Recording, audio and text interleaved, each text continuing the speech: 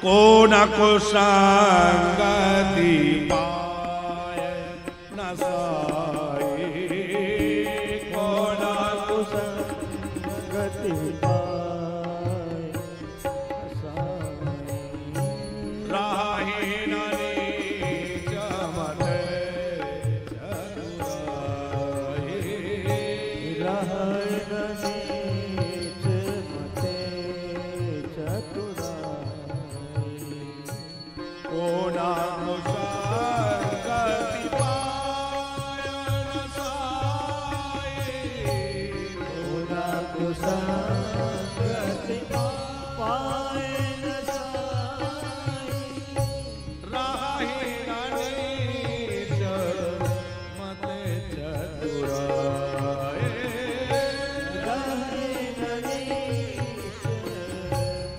मते चतुराई। को न कुसंगति पाए न साई, को न कुसंगति पाए न कुसंगति, को न कुसंगति पाए। अब कैकेयी पूरी तरह मंथुरा के अधीन हो गई। तू बता मैं क्या करूं। वाल्मीकि रामायण में लिखा है गणेश प्रसाद जी, कैकेयी ने कहा कि तेरी जो कुबड़ है ना, ये कुबड़ मैं सोचती थी क्यों है, पर आज पता चला कि तेरी कुबड़ में बहुत बुद्धि भरी है। कैकेयी कह रही है तेरी इस कुबड़ में बहुत बुद्धि भरी है, और यदि तू जैसा कह रही है वैसा हो गया, मेरा बेटा राजा बन गया और राम निकल गया, तो फिर जो है मैं तेरी कुबड़ को सोने से मड़वा दूंगी। अब आप विचार करो कैकेयी की बुद्धि कितनी विचित्र हो गई। कह रही है मैं तेरी कुबड़ का अभिषेक करवाऊंगी, पूजा करवाऊंगी। अब बता मैं क्या करूं। मंथुरा बोली कि आपके पास 2 वरदान धरे हैं, वो 2 वरदान मांग लीजिए राजा से। कैकेयी के 2 वरदान दशरथ जी ने कहा था मांग लो। देवासुर संग्राम के समय कैकेयी ने मांगे नहीं थे, बोले आवश्यकता पड़ने पर मांग लेंगे, कभी मांगने की जरूरत पड़ी नहीं। पर आज मंथुरा बोली वही 2 वरदान मांग लो। क्या मांगो। बोले एक वरदान में तो भरत को राज तिलक मांग लो, और दूसरे में राम को 14 वर्षों का वनवास मांग लो। राम को वनवास मांग लो। कैकेयी बोली अच्छा एक वरदान तो ठीक है कि राजा बना दे भरत को, पर दूसरा क्यों। बोले इसलिए कि यदि राम वन में नहीं गए तो प्रजा तो सब राम को चाहती है, थोड़ी चलने दे। प्रजा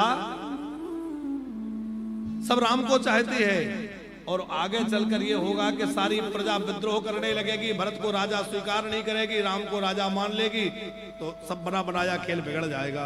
इसलिए राम को 14 वर्षों के लिए बाहर भेज दो, जब रहेगा ही नहीं तो भरत निष्कंटक राज्य करेंगे, और 14 वर्षों में सारी प्रजा मंत्री मंडल सब भरत के अनुकूल हो जाएंगे।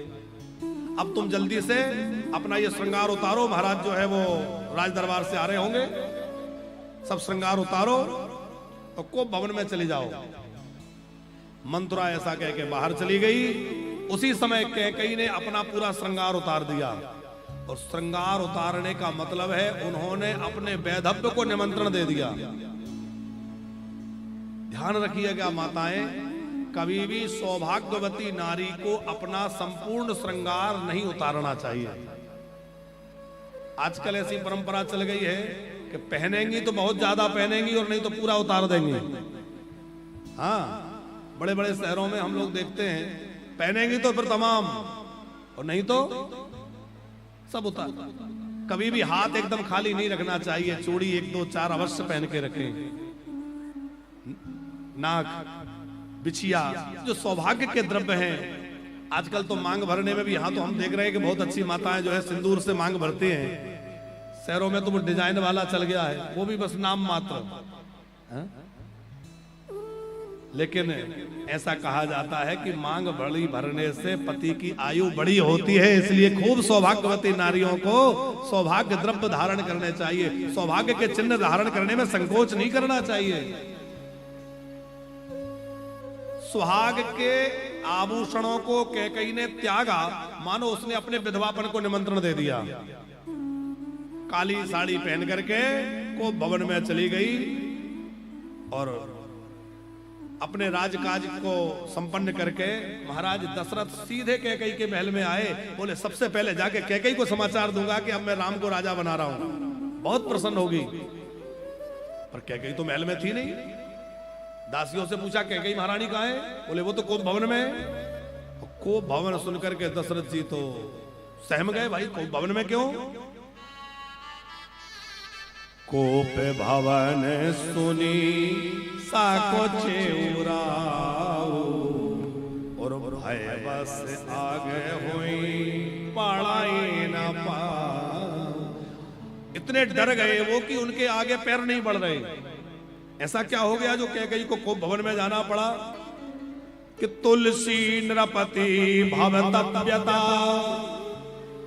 तुलसीदास जी कहते हैं कि राजा होनी के बस कोप भवन की ओर गए और उनकी बुद्धि जो है कैसी हो गई।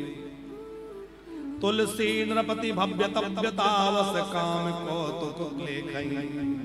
वो तो ये सोच रहे थे कि कैकेयी ऐसे ही कुछ गुस्सा होगी, मना लूंगा। राजा दशरथ ने जाकर कहा महारानी क्या बात है, तुम्हारा किसने अहित किया, किसने तुम्हारा अपमान किया, मुझे बताओ। जिसने तुम्हारे साथ कुछ अपराध किया होगा मैं उसका सर कटवा दूंगा, मृत्यु दंड दूंगा। तुम जिसको चाहोगी उसको राजा बना दूंगा, तुम जिसको चाहोगी उसको रंग बना दूंगा। कहो कहीं रंग कहीं करो नरेशु, कहो कहीं नृपति निकासो देशु। तुम्हारे लिए मैं क्या कर दूं? दशरथ जी ने कहा देवी क्या तुम्हें पता नहीं है, कल तुम्हारे राम राजा बनने वाले हो और आज तुम ऐसे को भवन में बैठी हो, उठो यहां से। कैकेयी बोली अरे आप तो बड़ बोले हैं, बातें बड़ी बड़ी करते हैं, बस आपसे तो बातें करवा लो। दशरथ जी बोले क्या मतलब, क्या चाहती हो? अरे चाहती तो कुछ मांगना हूं पर आपसे मिलने की कोई आशा तो है नहीं। दशरथ जी बोले देवी कैसी बात कर रही हो, तुम मांग कर तो देखो। बोले मांग मांग कहते रहते हो, 2 वरदान पड़े वो तो आज तक मिले नहीं। दशरथ जी बोले देवी तुमने कभी मांगा ही नहीं, एक बार मांग कर तो देखो, तुम्हें मांगने में देर लगेगी, मुझे देने में देर नहीं लगेगी। कैकेयी बोली सचमुच दोगे? बोले अवश्य। पहले राम की सौगंध खाओ कि जो मांगोगी दोगे। दशरथ जी बोले कैसी बातें करती हो, क्या तुम्हें मुझ पर भरोसा नहीं है? रघुकुल रीति सदा चली आई और प्राण जाए पर वचन ना जाई। अरे ये रघुकुल है, रघुवंश में जो कह दिया या सौगंध की क्या आवश्यकता है? लेकिन कैकेयी बोली पहले राम की सौगंध खाओ। हाँ हाँ देवी मैं सौगंध लेता हूं, तुम जो मांगोगी दूंगा, मांगो क्या चाहती हो? तब वरदान मांगा कि सुना हो प्राण प्रिय भावत जी का, सुना हो प्राण प्रिय भावत जी का। देहो एक वरद की का, देहो एक भरत जी का। सुना हो प्राण प्रिय भावत जी का, सुना हो प्राण प्रिय भावत जी का। हे प्रिया कहो क्या चाहती हो? तो कैकेयी बोली सुनो, यदि वरदान देना है तो मेरा पहला वरदान क्या है कि आप भरत को राजगद्दी सौंपेंगे, राम को नहीं भरत को राजा बनाइए। दशरथ जी ने कहा अरे देवी इतनी सी बात के लिए परेशान हो रही हो? अरे मैंने तो छोटे बड़े का विचार करके राम को राजगद्दी देना चाहा, तुम चाहती हो तो मैं कल भरत को बुलवाकर भरत को राजा बना दूंगा। अच्छा जल्दी दूसरा वाला मांगो, दूसरा क्या चाहती हो? कैकेयी ने दूसरा वरदान मांगा, तापस वेश विशेष उदासी,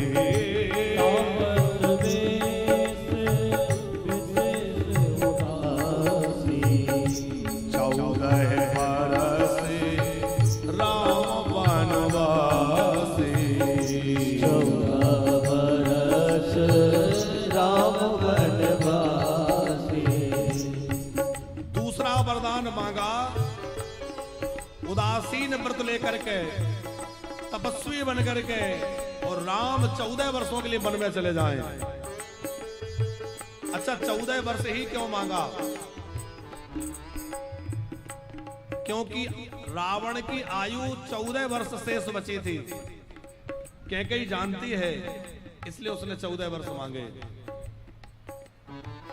दूसरा, एक बार जानकी जी ने माता कैकेयी से 14 वर्षों की तपस्या के लिए समय मांगा था, इसलिए उसने 14 की संख्या यहां रखी।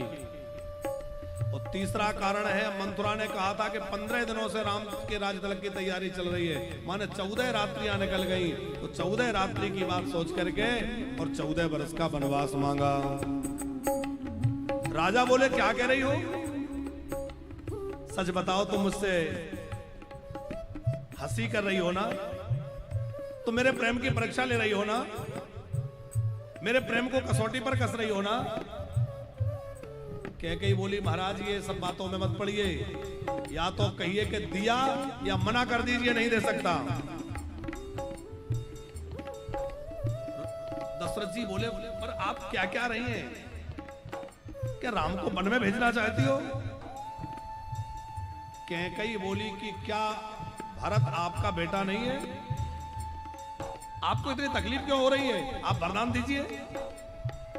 भरत की रार पूते न होई, भरत की रार पूते न होई। आने हो मोलो विषायहि मोहि, आने हो मोरे विषायहि मोहि। क्या भरत को तुमने मोल खरीदा है? वो तुम्हारा बेटा नहीं है क्या? भरत को राजगद्दी देने में क्या तकलीफ है? महाराज, आप स्त्रियों की तरह रोइए मत। या तो कह दीजिए वचन दिया, और या कह दीजिए कि मैंने सत्य को त्याग दिया, नहीं दे सकता। अब दशरथ जी सत्य कैसे त्यागे? महाराज दशरथ भूमि पर गिर गए। महाराज दशरथ का मुकुट जाकर कहीं दूर गिरा। महाराज दशरथ व्याकुल हो गए। महारानी, तुम ये क्या मांग रही हो?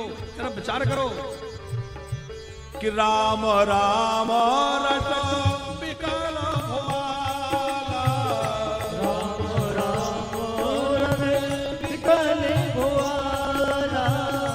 राम राम रटो विकट भुआलो, राम राम रटे विकल भुआलो। ओ जनो बिनु पंख विहंग विहालो, जनो बिनु पंख विहंग विहालो। राम राम रटो विकट भुआलो, राम राम रटे विकट। महाराज दशरथ भूमि पर गिर गए। राम राम राम राम गा रहे हैं, पुकारते हुए कैसे पड़े हैं गणेश प्रसाद जी?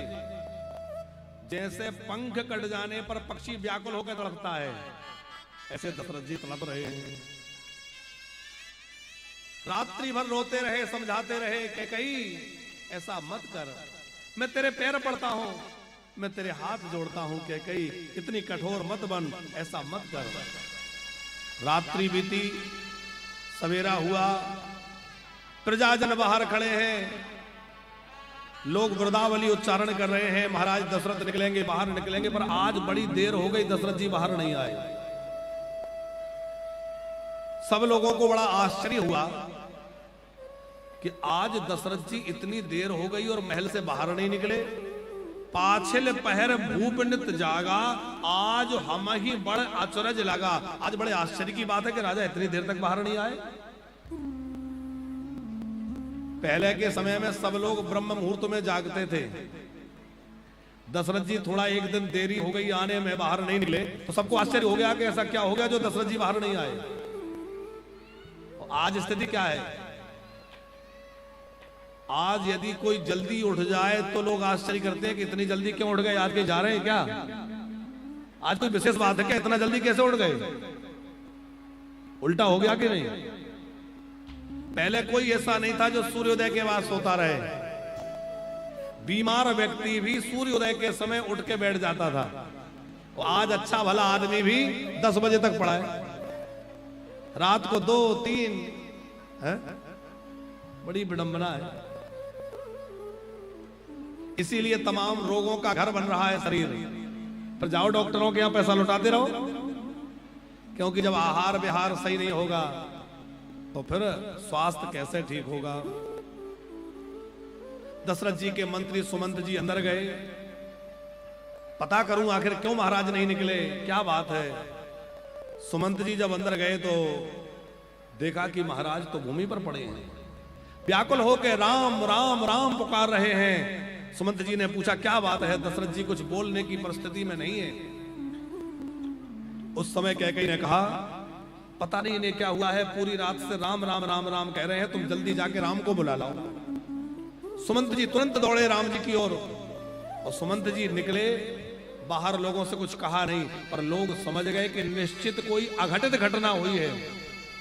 सुमंत जी का मुख कुमलाया हुआ है, सुमंत जी बड़ी तेजी में जा रहे हैं, निश्चित कुछ गड़बड़ हुई है। तो जो दीप मालाएं सजी थी वो दीपक बुझने लगे, रंगोलियां मिटने लगी, लोगों के मन में उदासी छा गई। जो नगाड़े सहनाई बज रही थी वो धीरे धीरे शांत होने लगे। और सुमंत जी राम जी के महल में गए। राम जी को पता लगा सुमंत जी आ रहे हैं, ये तो वयोवृद्ध हैं। राम जी ने उनके चरणों में लेटकर उनको प्रणाम किया।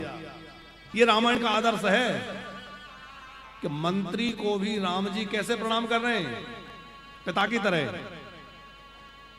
गणेश प्रसाद जी, राम जी राजा बनने वाले आज ही, अभी तक तो यही निश्चित है कि राम जी राजगद्दी पर बैठेंगे। जो व्यक्ति आज ही राजगद्दी पर बैठने वाला है वो मंत्री के चरणों में साष्टांग लेट रहा है। आज की स्थिति हो तो छोटा सा पद भी मिल जाए तो इंसान को लोग इंसान न समझें, घर में नौकर काम करने वाले को इंसान न समझें। आज हमें एक बड़ी बात खटकती है कि घर में काम करने वाला कोई नौकर है या कोई गरीब आदमी है बेचारा, तो वो बूढ़ा भी है तो लोग उसका नाम लेते हैं, रामलाल, अमोकलाल नाम ले देते हैं। पुराने समय में आप लोग यह सब बड़े बुजुर्ग भी बैठे हैं, चाहे कोई कितना भी गरीब हो, किसी जाति का हो, पर पहले अपने से बड़ी उम्र के लोगों का लोग नाम नहीं लेते थे। काका कहेंगे, बाबा कहेंगे, दादा कहेंगे, पर नाम नहीं लेते थे। आजकल फैशन चला है, घर में काम करने वाला है या कोई नौकर काम करने वाला है, उसको लोग भले ही वो कितनी बड़ी उम्र का है उसको नाम लेते हैं। और ये परंपरा बहुत गलत है भैया। अपने से बड़ों का आदर होना ही चाहिए। जो हमसे आयु में बड़ा है उसका आदर सबको करना चाहिए। बड़ों का आदर जिस समाज में नहीं होता वो समाज कभी तरक्की नहीं कर सकता।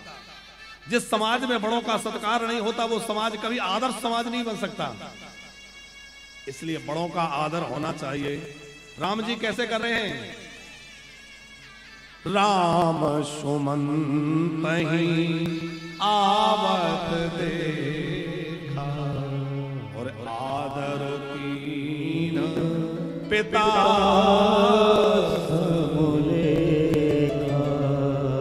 जानकी जी भी चरण छू रही हैं।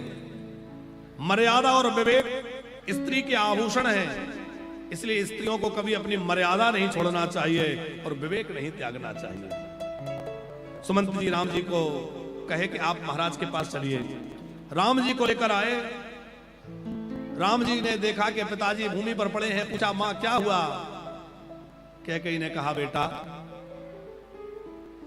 तुम्हारे पिता की यह जो दशा हुई है इसका कारण तुम हो। राम जी सहम गए कि मुझसे ऐसी क्या भूल हो गई जो पिताजी की यह दशा हो गई? मुझसे ऐसे क्या अपराध हो गया? मुझसे कोई अपराध हो गया? इतना सुनते ही कैकेयी कहने लगी तुम अपराध जोग नहीं ताता। हे राम तुम अपराध तो नहीं कर सकते, तुमसे अपराध नहीं हुआ है, लेकिन बात यह है कि राजा का तुम पर बड़ा विशेष स्नेह है। मैंने इनसे 2 वरदान मांग लिए इसलिए इतना परेशान है। क्या मांगा? और जैसे ही कहा कि मैंने भरत को राज्य मांगा है, राम जी प्रसन्न हो गए। माँ तूने मेरा काम बना दिया, मेरे भैया को राज्य मांग लिया, ये तूने बहुत अच्छा किया। ये है राम का आदर्श। राम कह रहे हैं कि तुमने मेरे भाई को राजा बनाने के लिए कहा, अब तो मैं और बड़ा हो गया। पहले तो मैं राजा कहलाता, अब मैं कहलाऊंगा सम्राट का बड़ा भाई। ये तो बहुत अच्छी बात हो गई कि भरतो प्राण प्रिय पावहि राजो, भरत प्राण प्रिय पावहि राजो, भरत प्राण प्रिय पावहि राजो, भरत प्राण प्रिय पावहि राजो, विधि सब विधि मोहे सन मोहया जो, विधि सब विधि मोहे सन मुखयालो, सुनि जननी सोई सो तो बड़ भागी। सुन जननी सोई सुत बड़ भागी। राम जी कह रहे हैं माँ, वो पुत्र बड़ भागी है जो अपने माता पिता की आज्ञा का पालन करता है, जो माता पिता की सेवा करता है, जो पितुमात वचन अनुरागी। माता पिता के बात आदेश का जो पालन करे, उनके वचनों का आदर करे, वह पुत्र बड़ा बड़भागी है। मैं बड़भागी हूं जो माता पिता की आज्ञा पालन का सौभाग्य मुझे मिल रहा है। लेकिन क्या इतनी सी बात के लिए पिताजी इतना परेशान है कि और कोई बात है? बोले नहीं नहीं, और कोई बात नहीं है, इतनी ही बात है। क्या कहीं ने कहा अब देर मत करो, क्योंकि तुम जल्दी नहीं जाओगे तो तुम्हारे पिता रोते रहेंगे। जब तक तुम वन में नहीं जाओगे तुम्हारे पिता अन्न जल कुछ ग्रहण नहीं करेंगे, इसलिए इन्होंने प्रण लिया है। अब क्या कई बातें बना बना के कह रही है, जल्दी चले जाओ। उसी समय महाराज दशरथ की मूर्छा टूटी। राम राम राम पुकार रहे हैं और राम को हृदय से लगाया। कुछ बोलना चाहा लेकिन महाराज दशरथ के मुख से वाणी नहीं निकल रही। दशरथ जी ने बड़ी अच्छी बात कही, बेटा तू मुझे बंदी गृह में बंद कर दे और मुझे बंदी गृह में बंद करके तू राजगद्दी पर बैठ जा। राम जी बोले पिताजी, यदि मेरे जैसा पुत्र राम भी यदि पिता के साथ ऐसा व्यवहार करने लग गया तो ये दुनिया किसको अपना आदर्श मानेगी? ये दुनिया समाप्त हो जाएगी जब राम ही अपने पिता को बंदी बनाने लग जाए। तो राम जी अपनी मैया कौशल्या के पास गए। अयोध्या में बात फैल गई, जगह जगह चर्चा होने लगी। लगता है राम जी का राज तक नहीं हो रहा है, कुछ अनहोनी हुई है। सबके नेत्रों से अश्रु प्रवाह होने लगा, मानो पूरे अयोध्या में करुणा रस छा गया। करुणा का रस वहां प्रकट हो गया। सभी कैकेयी को दोष देने लगे, जहां तहां दे हैं कैकेयी गारी। और कोई कहता है कि इसमें भरत की भी सम्मति हो सकती है, कुछ कहते नहीं नहीं इसमें भरत का मत नहीं हो सकता, क्योंकि भरत तो राम को बड़ा प्रेम करते हैं। कि शुक्रत जाहि अस कहत तुम्हारे, राम भरत कहूं प्राण प्यारे। जो ये कहेगा कि राम जी के वनवास में भरत जी की सम्मति होगी, उसके पुण्य नष्ट हो जाएंगे, क्योंकि राम जी तो भरत जी के लिए प्राणों के समान प्रिय हैं। कुछ बुजुर्ग माताओं ने, ब्राह्मणियों ने जाकर के कैकेयी को समझाया, पर कैकेयी कहां मानने वाली थी। अच्छा, राम जी की जो माताजी हैं कौशल्या जी, अभी उन्हें कुछ पता नहीं है क्या हो गया। राम जी अपनी माता कौशल्या के पास गए तो कौशल्या पोशाक सिल रही थी।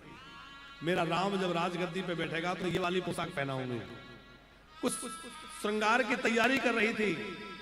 जैसे राम जी को आया देखा तो कहा, अरे राम अभी तुम तैयार नहीं हुए? अरे महाराज आज तुम्हें राजगद्दी देने वाले हैं, जल्दी तैयारी करो। राम जी की वाक्य रचना देखो, गणेश प्रसाद जी, राम जी ने ये नहीं कहा कि राम जी ने कि मुझे पिताजी ने वनवास दे दिया। क्या कहा कि पिता दीन मोहे कानन राजू, मेरे पिता ने मुझे राजा बना दिया। कौशल्या बोली बना दिया क्या मतलब? बोले हाँ, मुझे अयोध्या का राज नहीं, मेरे पिता ने मुझे वनवास वन का राज्य दे दिया। पिता दीन मोहे कानन राज, मुझे वन का राज्य दिया है। अयोध्या तो छोटी है और वन बहुत बड़ा है, माने छोटा नहीं, मुझे बड़ा दे दिया। ये राम जी की चतुरता है। अच्छा, दूसरी बात बहुत ध्यान से सुनिएगा। राम जी ये क्यों कह रहे हैं कि दशरथ जी ने, पिताजी ने मुझे वन का राज्य दे दिया? अपने पिता की सत्य की रक्षा के लिए। क्योंकि दशरथ जी ने दो तरह के वचन लोगों को दे दिए। कैकेयी को वचन दिया है कि मैं राम को वनवास दूंगा, और प्रजा को वचन दिया है कि मैं राम को राजा बनाऊंगा। प्रजा को वचन दिया है ना कि राम को कल राजगद्दी दूंगा। तो यदि राम जी को वन में भेजते हैं तो प्रजा को दिया हुआ वचन झूठा पड़ जाएगा कि नहीं? इसलिए राम जी कह रहे हैं कि जो प्रजा को वचन दिया था वो पूरा कर दिया, और राम जी ने मुझे, मेरे पिताजी ने मुझे वन का राज्य दे दिया, वन का राजा मुझे पिताजी ने बना दिया। हे मां, मुझे प्रसन्न होकर आशीर्वाद दीजिए, मैं वन में जाऊं। कौशल्या ने पूछा कितने दिनों के लिए, कब लौटोगे? अब आप देखिए, राम जी ने 14 वर्ष नहीं कहा। 14 की संख्या सुनकर के मां कहीं डर ना जाए कि 14 वर्ष तो बहुत होते। क्या कहा? 12 4 10 विपिन बसी, करी पितु वचन प्रमाण। 4-10 वर्षों तक वन में रह के आ जाऊंगा। अच्छा, 4-10 तो ऐसे कह दिया जैसे कोई कहे 2-4 दिन की बात है। तो 12 से 4-10 मैं बस 4-10 वर्षों तक वन में रहूंगा और आ जाऊंगा। कौशल्या के हाथ से वो पोशाक छूट गई, आंखों से आंसू की धारा लग गई, हृदय से लगाकर कहा, तेरे पिता तेरे साथ ऐसा कैसे कर सकते हैं? फिर कौशल्या ने कहा, राम, पुत्र पर पिता से 10 गुना अधिक मां का अधिकार होता है, इसलिए मैं कहती हूं तू वन में नहीं जाएगा।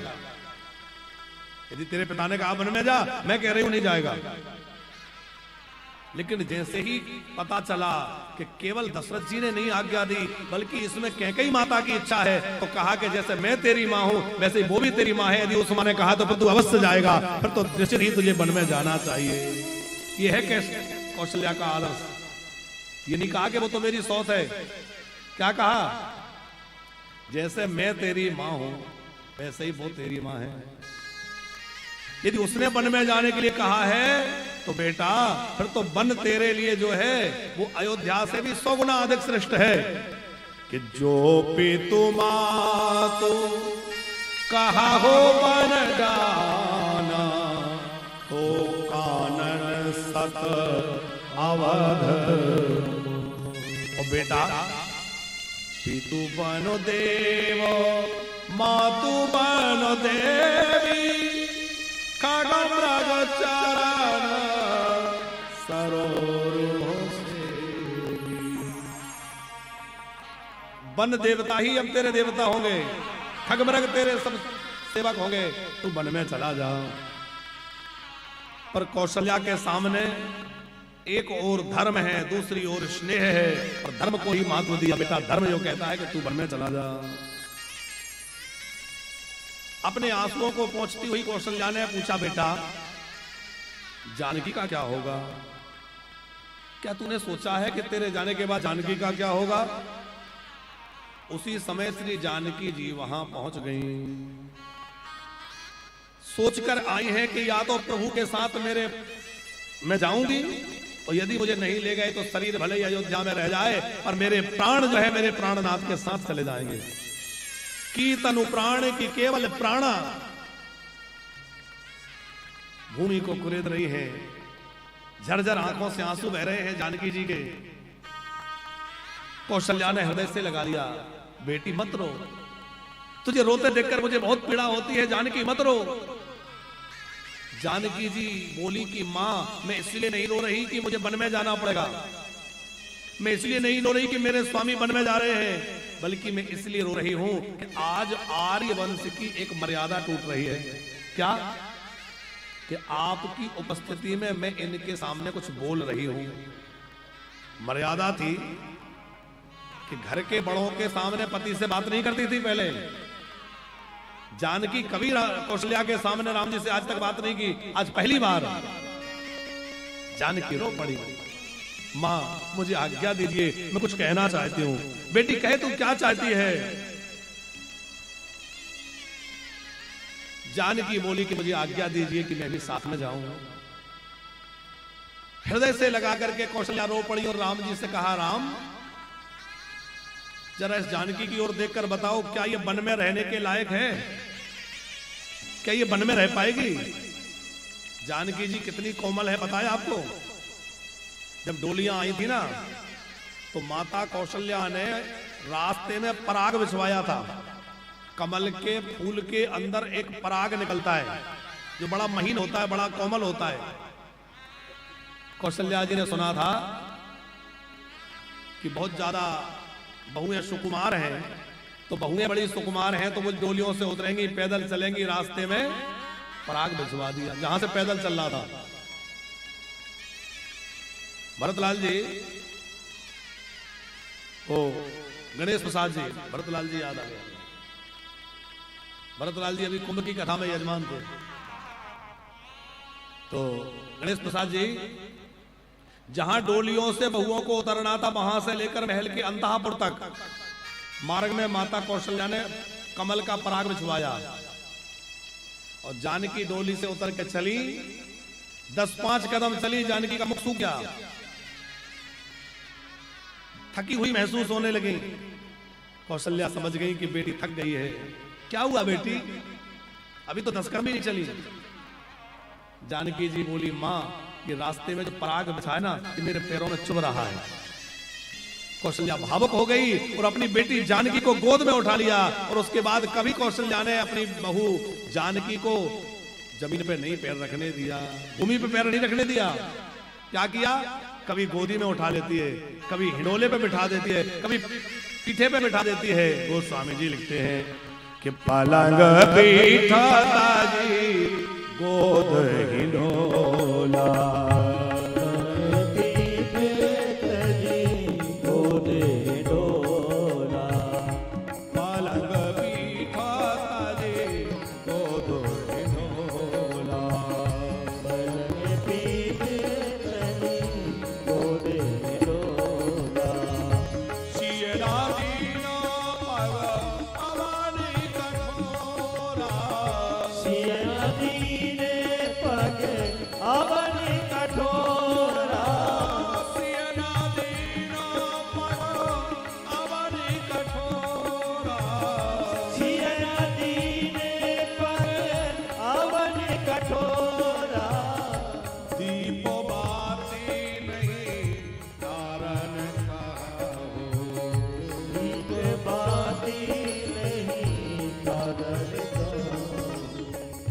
जी कह रहे हैं, मैंने कभी जानकी से दीपक की बत्ती बुझाने का नहीं कहा या बत्ती बढ़ाने का नहीं कहा। इसकी भी एक बड़ी प्यारी कथा है। एक बार अयोध्या में एक किसी राक्षस का उपद्रव बढ़ गया और वो राक्षस का बड़ा उपद्रव था, तो उन्होंने दशरथ जी ने गुरु वशिष्ठ जी से पूछा कि ये राक्षस कैसे मरेगा। वशिष्ठ जी ने एक तंत्र विधि बतलाई, टोटका। क्या? बोले आप अयोध्या में राजमहल में एक दीपक जलाना, मध्य रात्रि में उस राक्षस को मारने जाना, इधर अपनी बहू जानकी से कहना कि मध्य रात्रि में दीपक बुझाए, जिस समय दीपक बुझे उसी समय बाण मारना, राक्षस मर जाएगा। ये वशिष्ठ जी ने उक्ति बतलाई। दशरथ जी ने आकर के महल में कहा कि मैं दीपक जलवा कर जाऊंगा और जानकी से कहना मध्य रात्रि में दीपक बुझाना है। कौशल्या बड़ी शांत रहती हैं, लेकिन इतना सुनते ही जो है छत्राणी होकर खड़ी हो गई उठ करके। क्या बोली कि महाराज आपसे राक्षस नहीं मारा जाता तो हमें आज्ञा दीजिए, हम महारानियां चली जाएंगी युद्ध करने, पर अपनी बहू को दीपक की बत्ती टारने का नहीं कहेंगी, क्योंकि हमारी बहू इतनी कोमल है, इसके हाथ झुलस जाएंगे, दीपक से इसको लो लग जाएगी। हम अपनी बेटी को दीपक बुझाने का नहीं कहेंगे, अर्धरात्रि तक जागने का श्रम कराएं, कभी नहीं हो सकता। इसलिए गोस्वामी जी भाव दे रहे हैं कि दीप बाती नहीं तारन कहा ही, और कौशल्या जी कह रही हैं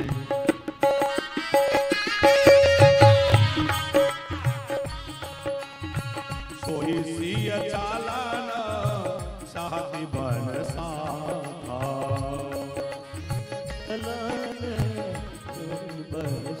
वही जानकी साथ में जाना चाहती है रामभद्र। अब विचार करो वो कैसे रहेगी, कौन सी जानकी जो बंदर का चित्र देख करके डर जाए, चित्र लिखा कभी देख डरानी। एक बार क्या हुआ, गणेश प्रसाद जी, लक्ष्मण जी एक चित्र लेकर आए और वो ऐसे फोल्ड कर रखा था, उन्होंने मोड़ के रखा था, उसमें अंदर कोई चित्र था, और जानकी जी से कहा भाभी माँ देखो मैं क्या लाया हूं, दिखाओ। तो लक्ष्मण जी ने वो ऐसे खोला, उसमें बंदर की आकृति बनी थी। वो देखते ही जानकी के मुंह से चीख निकल गई, जोर से चीखी, दौड़ के कौशल्या आई, क्या हुआ बेटी क्या हुआ? लक्ष्मण जी के हाथ में वो बंदर का चित्र। बहुत फटकार लगाई कौशल्या जी ने, लक्ष्मण खबरदार मेरी बेटी को सताया तो कभी जानकी को इस तरह परेशान मत किया करो। कौशल्या सोच रही है कि जो बंदर का चित्र देखकर डर गई थी वो जंगल में कैसे रहेगी। अरे वन में तो बड़े भयंकर जो है हिंसक पशु रहते हैं, ये इतनी सुकुमार जानकी वन में कैसे रहेगी। राम जी ने समझाया, देखो हे मिथिलेश नंदिनी, ब्याल कराल ब्यागवन घोरा निश्चर निकर नारी नर चोरा, राक्षस रहते हैं वन में, बड़े बड़े हिंसक पशु रहते हैं, बड़ी बड़ी नदियां पहाड़ सब मिलेगा, तुम कैसे रहोगी। सीता जी हाथ जोड़ करके एक बात कहने लगी, मैं महल में रह जाऊंगी, लेकिन आप ये बतलाइए कि पतिव्रता स्त्रियां किसका अनुसरण करेंगी। आने वाले समय में लोग कहेंगे कि विपत्ति के काल में जब जानकी जैसी ने अपने पति का साथ छोड़ दिया तो दुनिया की नारियां भी समस्त पति का साथ छोड़ देंगी, इसलिए मुझे ऐसा नहीं करना चाहिए। बात समझ में आई? जानकी कह रही है कि मेरे जैसी स्त्री भी संकट के घड़ी में अपने पति का साथ छोड़ दे तो दुनिया की स्त्रियां कहेंगी कि अरे जब जानकी ने पति का साथ छोड़ दिया तो हम छोड़ दें क्या हर्ज है। इसलिए मैं जगत में मर्यादा स्थापित करने के लिए आपके साथ चलूंगी, ऐसा मत करिए। क्योंकि जो विशेष लोग होते हैं वो समाज में आदर्श स्थापित करते हैं, बड़ों लोगों को देख के सब लोग वैसे ही करते हैं। इसलिए बड़े लोगों को बहुत सोच विचार के आचरण करना चाहिए, क्योंकि समाज उनको देख करके उनका अनुसरण करता है। अर्जुन ने गीता में कहा कि यदि मैं बंधुओं का विरोध करके उनको मारता हूं तो लोग क्या करेंगे, लोग भी बंधु विरोध करेंगे, मुझे ऐसा नहीं करना चाहिए। जानकी जी कहती है मैं आपके कदमों के पीछे कदम रखूंगी, मुझे कांटे नहीं लगेंगे, और आप मेरे साथ हैं इसलिए मुझे किसी की परवाह नहीं है। यदि आप मेरे साथ रहेंगे तो मुझे किसी संकट की कोई परवाह नहीं है। और जानकी जी कह रही हैं कि भोगे रोग समो भूषण भाओ चम जाते ना सरस संसार। यदि स्त्री के जीवन में उसके पति का सुख नहीं है तो उसके लिए संसार के भोग जो है वो रोग के समान है, आभूषण उसके लिए केवल भार है, और संसार उसके लिए यम की यात्रा के तरह है कि जिए बिनु देह नदी बिनु बारी, और ते सही नाथ पुरुष बिनु। जैसे पानी सूखने के बाद नदी की कोई शोभा नहीं होती, जैसे प्राण निकलने के बाद शरीर की कोई शोभा नहीं होती, वैसे ही पति के बिना स्त्री के जीवन की कोई शोभा नहीं होती। यदि पति नहीं है तो स्त्री के जीवन की क्या शोभा रह जाएगी। ये जानकी जी कह रही है। भगवान आप मुझे मत छोड़िए। राम जी ने स्वीकृति दे दी, ठीक है आप भी साथ में चलो। उसी समय भागते हुए, कांपते हुए, लड़खड़ाते हुए लक्ष्मण जी आए। समाचार जब लक्ष्मण पाए, व्याकुल विकल बदन उठ धाये। कैसे बोले, कंप पुलक तन नयन सनीरा, आंखों से आंसू बह रहे हैं, कांप रहे हैं। और गहे शरण अति प्रेम अधीरा, जाकर राम जी के चरणों में गिरे और क्या कहने लगे, भगवान इस दास को त्याग मत देना, इसको साथ में ले चलना। राम जी ने समझाया, लक्ष्मण तुम्हें अयोध्या में रहना होगा, क्योंकि भरत शत्रुघ्न निहाल गए हैं, पिताजी अस्वस्थ हैं, माताएं अकेली पड़ जाएंगी, प्रजा की जिम्मेवारी कौन लेगा, इसलिए तुम्हें रहना पड़ेगा। लक्ष्मण जी बोले, सरकार ऐसे धर्म का उपदेश मुझे मत दीजिए जिसका मैं पालन ना कर सकूं। मैं इस धर्म को नहीं निभा सकता। मैं तो एक ही धर्म जानता हूं, वो है आपकी सेवा। क्योंकि ना मैं माताजी को जानता, ना पिताजी को जानता, ना गुरुजी को जानता, मैं तो केवल आपको जानता हूं कि आप ही मेरे सब कुछ है। ना मेरे माता है, ना पिता है, सब कुछ आप हैं। कि गुरु पितु मातु न जानहु काहु स्वभाव नाथ पतिया। मैं सच कह रहा हूं सौगंध पूर्वक, मैं आपको ही जानता हूं। राम जी ने लक्ष्मण से कहा कि क्यों, क्या तुम अपने धर्म का त्याग कर दोगे? लक्ष्मण जी बोले, सरकार धर्म का पालन वो करे जिसको संसार में सुख हो और परलोक में गति चाहिए हो। ना मुझे लोक में सुख की कोई कामना है और ना मुझे परलोक में गति की कामना है। मैं तो जन्म जन्मांतर आपके चरणों की सेवा चाहता हूं, मुझे और कुछ नहीं चाहिए। कि दाता तेरा मेरे, क्या चाहिए भक्त को? हो दाता तेरा मेरा प्यार कभी ना बदले, हो मेरा ये विचार कभी ना बदले। दाता तेरा मेरा प्यार कभी ना बदले। ओ दाता तेरा मेरा प्यार कभी ना बदले। ओ दाता तेरा मेरा प्यार कभी ना बदले। ओ दाता तेरा मेरा प्यार कभी ना बदले। ओ मेरा ये विचार कभी ना बदले। दाता तेरा मेरा प्यार कभी ना बदले।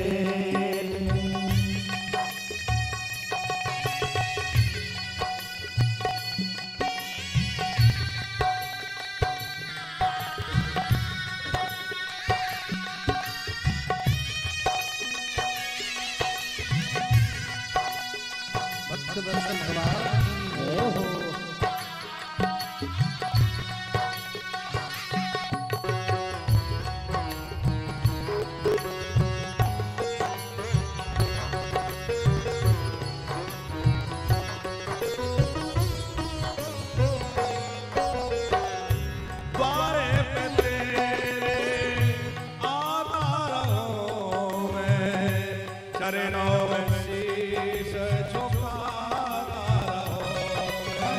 द्वारे पे तेरे आता रहूं मैं, चरणों में शीश झुकाता रहूं मैं। मेरा व्यवहार कभी ना बदले। मेरा व्यवहार कभी ना बदले। ओ मेरा ये विचार कभी ना बदले। मेरा ये विचार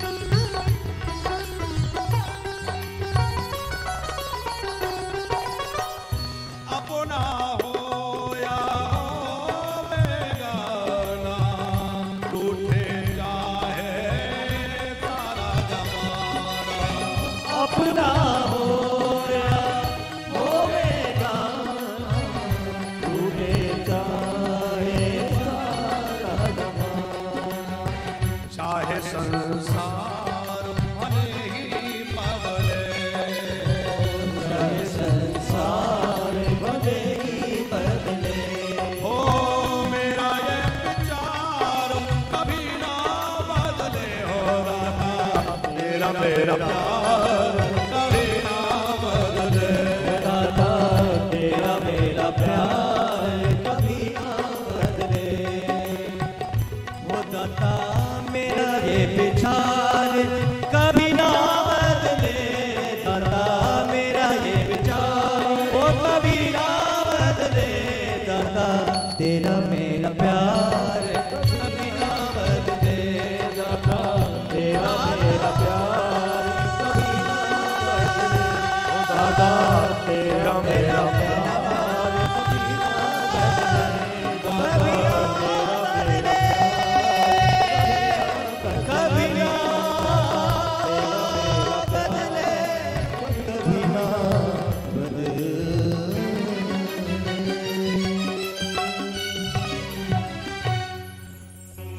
यही भाव भगवान के चरणों में भक्त का होना चाहिए।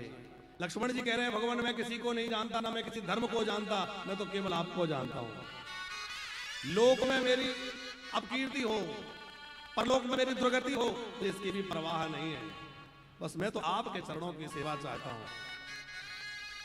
जब राम जी ने बार बार रोकने के लिए कहा तो गणेश प्रसाद जी, लक्ष्मण जी बोले ठीक है आप मुझे ऐसे नहीं ले जाएंगे, तो मेरा शरीर भले ही अयोध्या में रह जाए और मेरे प्राण आपके साथ चले जाएंगे। ये बताओ बिना प्राणों का शरीर अपना धर्म निभा पाएगा क्या? शरीर रह जाएगा। राम जी ने कहा चलो चलो फिर ऐसा मत करो, नहीं तो तुम्हारे प्राण चले जाए। अच्छा ऐसा करो जल्दी से जाओ अपनी माता जी से पूछा, आज्ञा ले आओ। भागते हुए लक्ष्मण जी अपनी मैया सुमित्रा के पास गए और आप आश्चर्य करेंगे सुमित्रा जी ने एक बार भी रोका नहीं, बल्कि क्या कहा, बेटा मैं तेरी मां नहीं हूं, तेरी मां तो जानकी है, तात तुम्हारी मां तो वैदेही, पिता राम सौ भांत स्नेही, और अवध तहां जय राम निवासु, और ताहीं दिवस जहां भानु प्रकाशु। अरे दिन तो वही होता है जहां सूर्य होता है, जहां राम जी है वही अयोध्या है, तो जहां तू राम जी रहे वही उनके साथ में उनकी सेवा करना। सुमित्रा जी ने यहां एक बात कही है, सुधी जन ध्यान देंगे। सुमित्रा जी कह रही है तुमरे भाग राम बन जाही, दूसर हेत तात कछु नाही। राम जी केवल तुम्हारे लिए वन में जा रहे हैं। अब इस बात की संगत कैसे बैठेगी? क्या राम जी लक्ष्मण जी के लिए बन जा रहे हैं? उनका भाव यह है कि तुम हो शेष और पृथ्वी कहां रखी है? शेष जी के मस्तक पर। पृथ्वी पर असुरों का भार बढ़ गया है, और पृथ्वी पर भार बढ़ा तो किसके ऊपर भार आएगा? शेष जी पर। तो पृथ्वी का भार उतारने जा रहे हैं ताकि तुम्हारा भार हल्का हो जाए, इसलिए तुम्हारे लिए राम जी वन में जा रहे हैं। बेटा तुम सेवा में कसर मत करना, जाओ साथ में। बेटा इन 5 चीजों से बच के रहना। क्या क्या? राग रोष ईर्षा मद मोह, जन सपने इनके बस। क्या कहा सुमित्रा जी ने?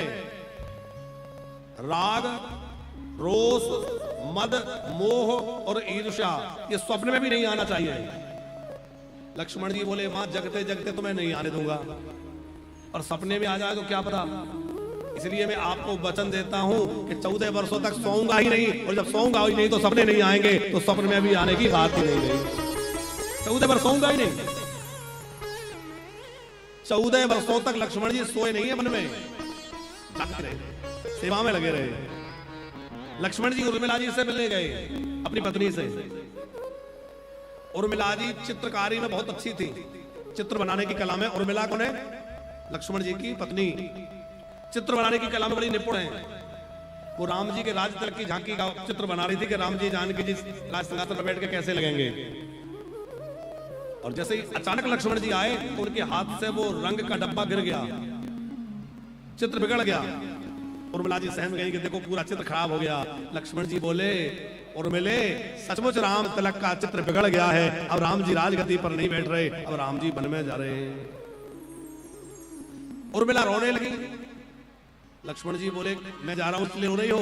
बोले नहीं, मैं इसलिए रो रही हूं कि मेरी बहन जानकी वन में कैसे रहेगी। आप साथ जाना और साथ जाकर के अपने भैया राम और अपनी मां जानकी की खूब सेवा करना, उसमें कमी मत करना। अब लक्ष्मण जी आए राम जी के पास। अच्छा एक मजे की बात आपको सुनाए। राम जी ने पूछा लक्ष्मण से कि क्यों माता जी का आशीर्वाद ले आए? बोले हाँ ले आए। राम जी ने कहा तुम तो कह रहे थे कि मैं माता जी को जानता ना पिताजी को जानता। थोड़ी देर पहले कह रहे थे गुरु पितु माता जाने का, कह रहे थे ना मैं माता जी को जानता ना पिताजी को, फिर तुम कैसे चले गए? लक्ष्मण जी ने सोचा ये तो गड़बड़ हो गई। थोड़ी देर पहले मैंने कहा कि मैं माता जी पिताजी को जानता ही नहीं हूं, इन्होंने कहा मां से आज्ञा ले आओ, मैं चला गया। लक्ष्मण जी ने तुरंत बात सवाल ली। क्या बोले? सरकार में मां से आज्ञा लेने नहीं गया था, तो मैं ये पता करने गया था मेरी मां कौन है। अच्छा अच्छा पता लग गया? बोले हाँ। कौन है मां? बोले मेरी मां है जानकी। मेरी को पता लग गया है कि तात तुम्हारी मां तुम्हें दे पिता राम सब मेरी मां तो जानकी है। आज मुझे पता लग गया। अब जो है राम लक्ष्मण जानकी तीनों दशरथ जी के महल में पहुंचे। उन्हें देख करके दशरथ जी व्याकुल हो गए। जानकी जी को समझाया बेटी मत जाओ। राम जी को रोकना चाहा लेकिन असफल रहे। राम जी ने आशीर्वाद मांगा, पिताजी आज्ञा दीजिए हम जा रहे हैं। दशरथ जी बिलक बिलक के क्या कह रहे हैं कि और करें अपराध को और पाप फल भोग, अति विचित्र भगवान गति को जग नहीं जो। अपराध कोई करे उसका फल कोई भोगे। राम का क्या दोष है, जानकी का क्या दोष है? और ये वन में जा रहे हैं। उसी समय कैकेयी बलकल वस्त्र लेकर आ गई। राम जी ने बलकल वस्त्र धारण किए, लक्ष्मण जी ने बलकल धारण किए, जानकी जी के सामने भी बलकल वस्त्र कर दिए। उस समय वशिष्ठ जी से रहा नहीं गया और वशिष्ठ जी ने कहा अब बहुत हो गया महारानी, तुमने राम के लिए वनवास मांगा है, जानकी के लिए नहीं। इसलिए राम को भले ही तुम बलकल वस्त्र पहना दो, लेकिन जानकी के आभूषण उतरवाए अब अच्छा नहीं होगा, क्योंकि जानकी को वन नहीं मिला है। उसके बाद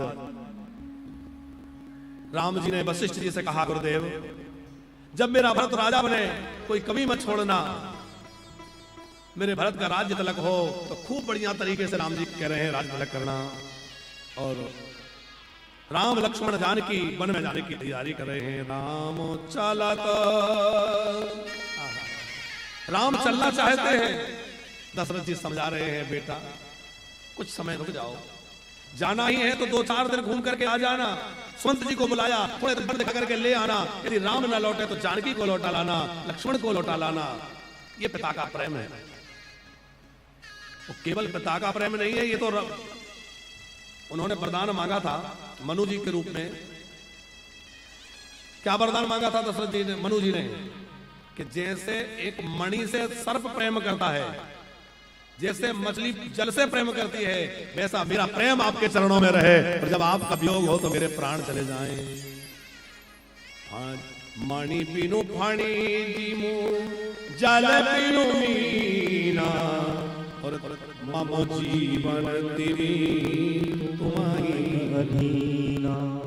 महाराज दशरथ व्याकुल हो रहे हैं, रो रहे हैं। उस समय पूरा रणनिवास बिलक उठा, सब रो पड़े। रथ को लेकर के सुमंत जी आगे आ गए और रथ में बिठाने लगे। राम जी ने अयोध्या को प्रणाम किया, सरयू जी को प्रणाम किया, सब लोग साथ लग गए। बड़ा अद्भुत दृश्य है कि छोड़ चले आज मेरे श्री राम, अवध को छोड़ चले, छोड़ चले आज मेरे श्री राम, अवध को छोड़ चले। मुख मोड़ चले आज मेरे श्री राम, अवध को छोड़ चले, छोड़ चले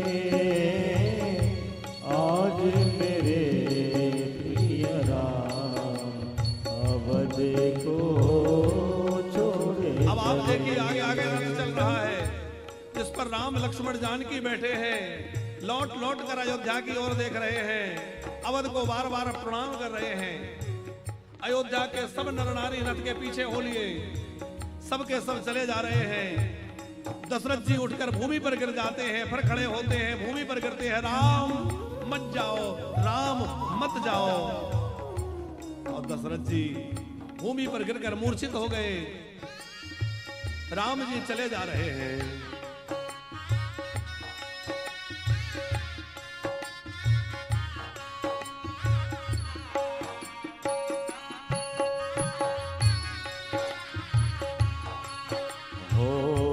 चला रामों का सेवक बन कर लक्ष्मण जैसा आई चला रामों का सेवक बन कर लक्ष्मण जैसा भाई। चल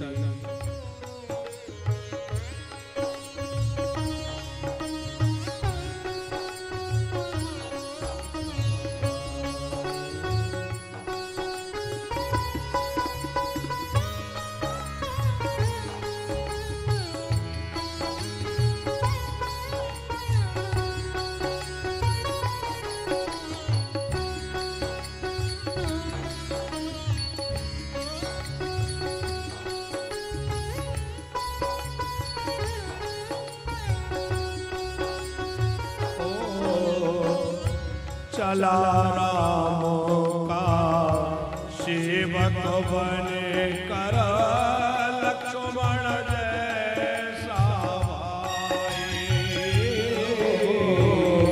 चला रामों का सेवक बने कर लक्ष्मण जैसा भाई।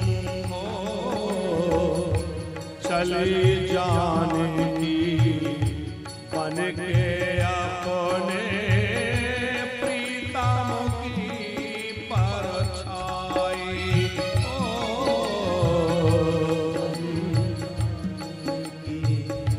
बन के अपने प्रीतम की परछाई।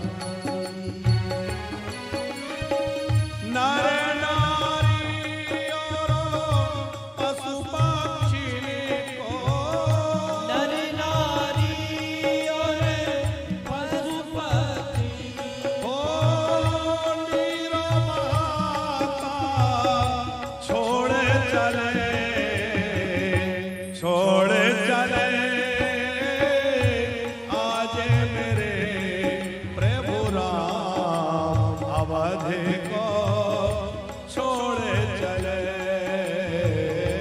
छोड़े चले आज मेरे प्रभु राम अवध को छोड़े चले। हाँ छोड़े चले आज मेरे प्रभु राम। घबराइए मत, क्या हो गया?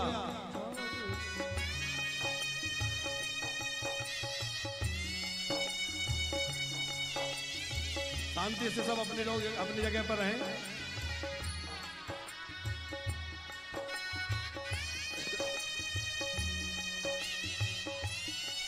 सब लोग बैठ जाइए, कोई घबराने की बात नहीं है।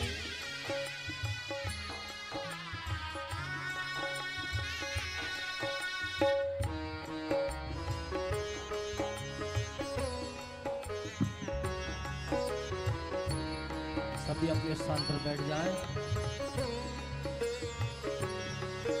ओ जैसे बछड़ा छिन जाने पर रोया करती गैया,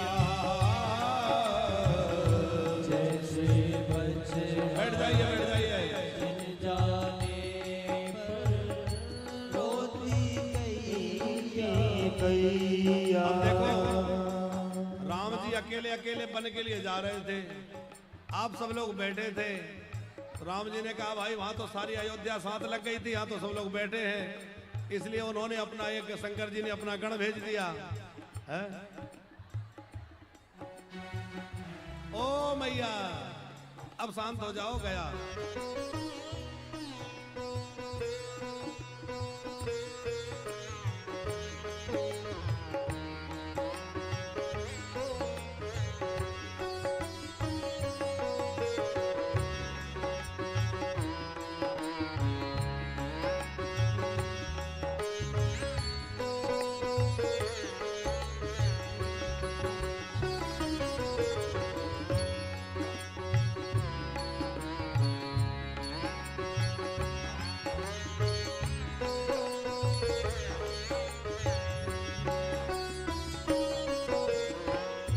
जैसे बछड़ा छिन जाने पर रोया करती गैया, जैसे बछड़ा छिन जाने पर रोया करती गैया। ओ वैसे रो रो देख रही है राम लखनऊ की मैया। ओ वैसे रो रो देख रही है राम लखन की मैया। मोह ममता में लले से जाने, मोह ममता में लले को अपना नाता छोड़े चले, छोड़े चले आज श्री राम अयोध्या छोड़े चले, छोड़ चले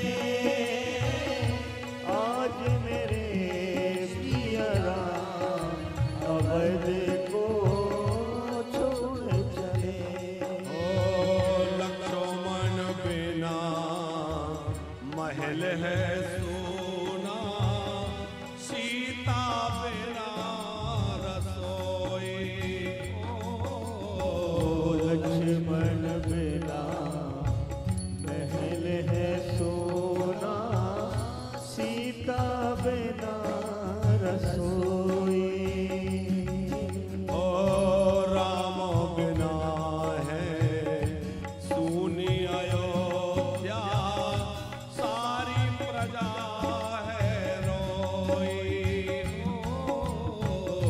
राम बिना है सोनी अयोध्या, सारी प्रजा है रोई। छोड़ के कलिया की गलिया को, छोड़ के गलियां की गलियों को, कांटों से नाता जोड़े चले, छोड़े चले आज मेरे प्रभु राम अवध को छोड़े चले, छोड़ चले आज मेरे सिया राम अवध को छोड़ चले। छोड़े चले आज मेरे प्रभु राम अवध को छोड़ चले, अवध को छोड़ चले, अवध को छोड़ चले। रथ धीरे धीरे आगे बढ़ा है और सब अयोध्यावासी राम जी के पीछे हैं। बोले जहां राम रहेंगे वहीं हम रहेंगे। प्रथम रात्रि राम जी ने तमसा नदी के किनारे विश्राम किया। देवताओं के जो देव माया है, देव माया के द्वारा सब प्रजा सो गई। वैसे तो कोई सोने वाला नहीं था, पर राम जी ने अपनी माया को प्रेरित